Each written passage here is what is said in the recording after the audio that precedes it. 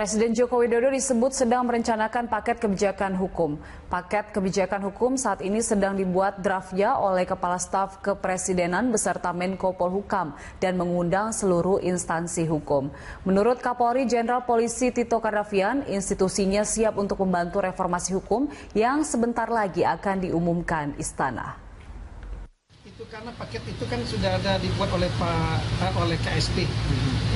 Tapi juga sedang dibuat juga oleh Menko Polhukam. Kami sudah memberikan masukan kepada Menko Polhukam. Setelah itu nanti akan dipaparkan oleh Menko Polhukam. Saya kurang tahu waktunya, mungkin minggu depan ya. Setelah itu nanti akan dilihat dalam paket yang dibuat draft, dibuat KSP dengan Menko Polhukam akan dikawinkan bagaimana yang terbaik. Setelah itu nanti dibuat langkah-langkah jangka pendek, jangka sedang, dan jangka panjang. Gitu. Nah ini Polri, bagian dari reformasi hukum ini, bagian dari criminal justice system.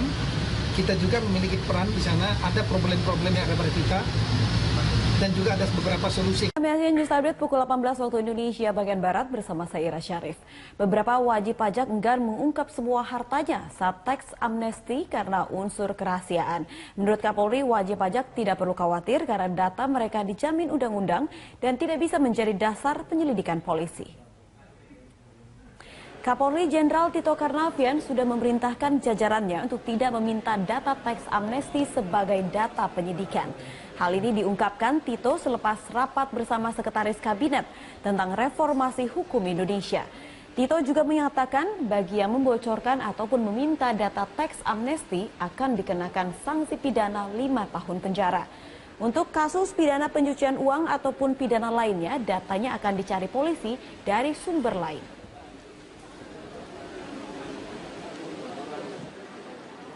Pokoknya data sesuai undang-undang ya mengenai pengampunan pajak sudah jelas, ada sejumlah pasal di sana yang mengatur.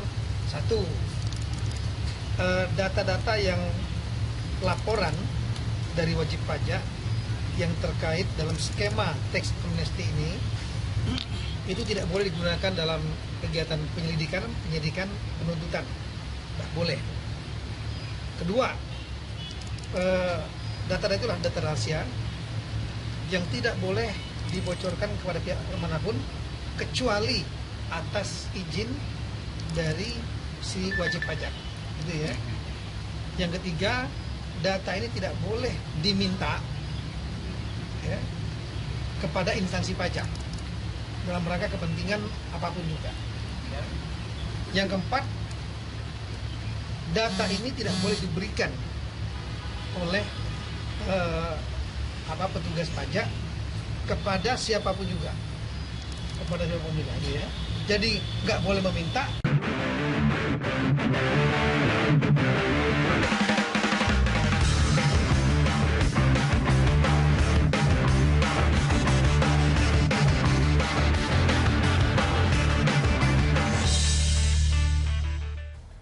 Presiden Joko Widodo melakukan kunjungan kerja ke Kabupaten Natuna, Kepulauan Riau. Kunjungan kerja kali ini terasa istimewa karena Jokowi hadir didamping oleh seluruh matra militer Indonesia. Jokowi juga meresmikan fasilitas baru lapangan udara Ranai sebagai langkah membangun kekuatan militer di Kabupaten Natuna. Bersama dengan itu, TNI juga menggelar latihan militer angkasa yuda di kawasan Natuna. Peningkatan kehadiran militer Indonesia di Natuna juga diikuti dengan peningkatan infrastruktur penunjang perekonomian seperti pembangunan sentra kelautan dan perikanan terpadu untuk meningkatkan hasil perikanan tangkap Natuna.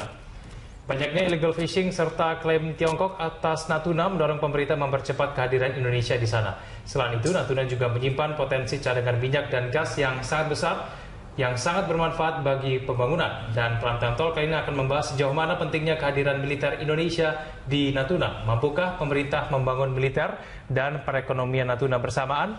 Kita akan membahasnya bersama dengan sejumlah narasumber di studio. Sudah ada Maijen Purnawirawan Supyadin AS, anggota Komisi 1 DPR dari fraksi Nasdem. Pak Supyadin, selamat sore. Selamat sore, Mas. Dan juga sudah ada pengamat militer, Ibu Koni Rahakundidi. Bu Koni, selamat sore. Selamat sore.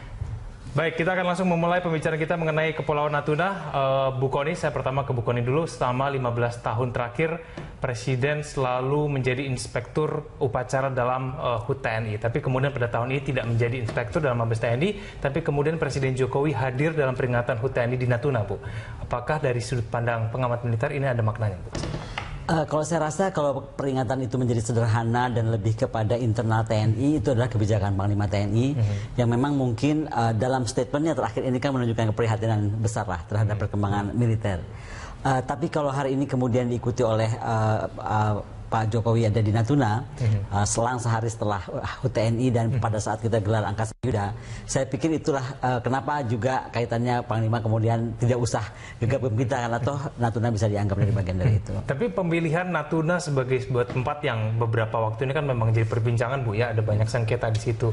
Ini tidakkah kemudian bisa menunjukkan bahwa Indonesia memang betul-betul menganggap serius Natuna itu suatu kawasan yang betul-betul strategis? Kalau saya sih ekspektasinya begini, dari judul ini saya agak kaget ya, Natuna milik kita. Seolah-olah Natuna itu ada yang klaim. Karena nggak pernah ada yang klaim Natuna punya siapa-siapa, memang punya Indonesia so far gitu. Nah, tapi kalau kekhawatiran ini ditanggapi dengan rising tense di Laut Cina Selatan, saya kira bisa-bisa saja. Tapi mungkin jangan juga overreacted.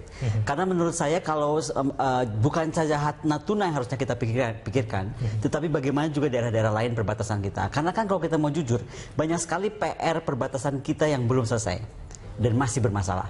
Misalnya saja juga kita dengan Australia, dengan lain-lain gitu kan, banyak hal yang masih kita mesti bereskan. Tapi kalau Natuna ini dianggap adalah satu boiling point karena Cina, ini yang saya pikir harus hati-hati. Pertama begini, kalau dianggap kehadiran Cina di sekitaran Natuna itu sebagai sebuah ancaman, kayaknya kita selama ini tidur aja deh. Dia nggak pernah menutupi bahwa jauh hari dia sudah bilang di 2030 pembangunan kekuatan Navy dia itu akan ada di Greenwater Navy. Artinya memang dia akan deploy angkatan lautnya sampai ke pertengahan Indonesia. Nah, di 2050 dia akan membangun Blue Water Navy. Itu artinya mereka tuh sudah siap gelar di Indian Ocean. Indonesia dengan pivot positionnya itu yang menjadi jantung maritim Asia pastilah dilewati oleh Cina. Tapi jadi jangan sampai ini juga menurut saya ada anggapan yang terlalu overreacted, seolah-olah kekuatan Navy Cina itu mau attack something gitu loh. Enggak. Dan saya melihat harus ada perbedaan approach kita terhadap Natuna case dan terhadap Laut Cina Selatan. Karena menurut saya kita jangan sampai terdrive kepentingan negara lain sebenarnya yang menggunakan kita untuk attack China. Tapi bukankah kita harus bersiap-siap ya kalau melihat tingkah laku dari pelanggaran yang dilakukan oleh nelayan Tiongkok di wilayah Natuna tersebut, mungkin di Laut Cina Selatan ya, paling tidak kan itu sangat dekat sekali dengan Natuna. Bukankah itu sudah menjadi urgensi untuk kemudian kalau pelanggaran laut ya, tadi sudah betul bahwa kemudian diikuti oleh pembangunan sentra-sentra ikan. Jadi begini, jangan sampai fisherman itu dilawan oleh militer. Karena secara hukum internasional kita kalah dong. Salah maksudnya. Jadi begini, kita coba contoh Laut Cina Timur. Saat Senkaku Dyoyuta terjadi, maka Presiden Ma itu memerintahkan divisi kapal nelayan yang kemudian kita harus bikin yang sama. Tetapi untuk Natuna dalam case militernya, memang kita harus memperkuat. Tetapi sebenarnya bukan competing power. Tapi memang sudah waktunya Indonesia itu modernizing the power. Kalau saya sih melihatnya momentumnya baiknya itu adalah kemudian Indonesia sadar nih ternyata kekuatan militer kita itu diperlukan. Tetapi yang mau saya coba jaga dari kapan saya bilang jangan dianggap Cina itu mau attack kita secara militer. Karena itu memang jangka panjang dia sudah bikin. Pertanyaannya sekarang kita balik.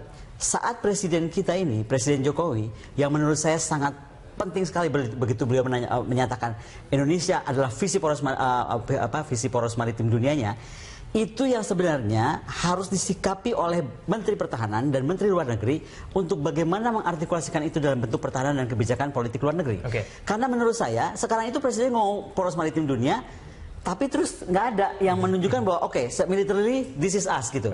Apakah kita membangun Greenwater Navy? Di mana kita membangun Greenwater Navy? Apakah kemudian Greenwater Navy kita adalah perairan ASEAN? Karena kita punya political security daripada ASEAN juga. Kalau saya pribadi, saya merasa Greenwater Navy kita itu harus dibangun di ASEAN. Sampai ke ASEAN dan Blue Water Navy kita di 2 samudera. Baik, saya ke Komisi 1, Pak Supyadin, menurut Anda bagaimana? Ya, jadi begini ya, latihan ini latihan itu punya tujuan, bisa tujuan secara taktis, kurang lebih, secara strategis. Secara taktis sebenarnya latihan yang dilaksanakan oleh Angkasa Yuda ini untuk melatih protap-protap yang selama ini sudah punya. Nah sekarang dilatihkan itu protap itu dalam bentuk sebuah latihan. Ibaratkan itu seperti ya katakanlah perang kecil-kecilan begitu ya, dengan suatu ini internal kan begitu, dilatih bagaimana koordinasi antara komunikasi laut dengan udara kan begitu, itu semua dilatih. Walaupun ini konteksnya angkasa Yuda, tapi di bawah juga ada angkatan laut. Ya. Kegiatan di Natuna biasa saja, tidak ada yang luar biasa dari situ? Tidak ada. Yang kedua tujuannya ini kan dari program anggaran TNI, salah satunya adalah pembangunan pangkalan. Pangkalan TNI AU dan pangkalan TNI AL. Nah di sana itu kan ada, kita punya landas pacu. Itu belum cukup panjangnya, maka harus diperpanjang. Nah ini sekaligus menguji kesiapan pesawat kita, pilot-pilot kita kan gitu, untuk latihan di sana. Kan? Pesawat itu kalau terbang tidak bisa sendirian. Minimal yang namanya terbang taktis itu 3 pesawat. Tidak boleh 2 pesawat. 3 pesawatnya harus terbang taktis. Nah dia diuji. Diuji semua protap. Nah dalam jangka yang strategis, sasaran strategis, ini menguji kesiapsiagaan operasional. Ya, kesiapsiagaan operasional Angkatan Udara untuk sewaktu-waktu dihadapkan pada hakikat ancaman terhadap kedaulatan negara.